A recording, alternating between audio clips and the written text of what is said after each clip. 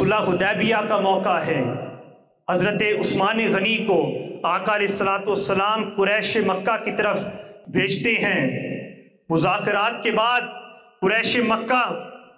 حضرت عثمان سے عرض کرتے ہیں، اے عثمان، اب صحن حرم میں کھڑے ہو، سامنے اللہ کا گھر ہے، بس اگر تم طواف کرنا چاہو تو کر لو۔ مگر سیدنا عثمان کا عشق مصطفیٰ اور محبت مصطفیٰ کا عالم یہ تھا، حضرت عثمان فرماتے ہیں،